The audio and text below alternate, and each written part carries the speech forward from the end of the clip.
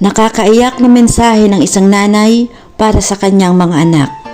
Mga anak ko, kung dumating man ang panahon na malalaki na kayo at meron na kayong sariling mundo, sana piliin mo pa rin umuwi sa bahay at tabihan ako sa pagtulog.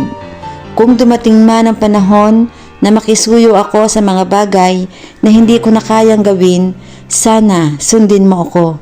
Kung dumating man ang panahon na mabagal na ako maglakad, sana alalayan mo ako sa aking paglalakad.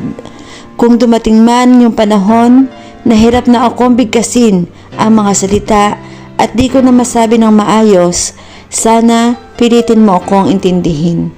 Kung dumating man ang panahon na makakalimutin na ako, sana ipaalala mo sa akin ang lahat ng maayos. Kung dumating man ang panahon na hindi na maintindihan ang ugali ko, sana anak, pakihabaan mo ang pasensya mo. Sana habaan mo ang pangunawa mo, gaya ng mga panahon na hinabaan ko ang pasensya sa tuwing hindi kita mapatulog noong sanggol ka pa. Tuwing karga lang kita dahil ayaw mong magpalapag.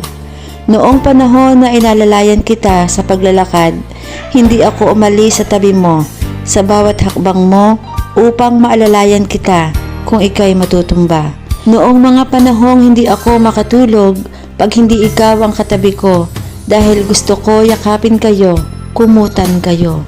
Pagising sa umaga, kayo ang una kong makikita. Noong mga panahon, nabulol ka pang magsalita pero pinipilit kong intindihin at turuan ka ng tama. Noong mga panahon na ang dami kong ginagawa pero gusto mong makipaglaro, may mga gusto kang kunin na hindi mo kaya. Mga anak, huwag niyo sana kalilimutan lahat ng aking itinuro. Ipamana mo ito sa aking magiging apo.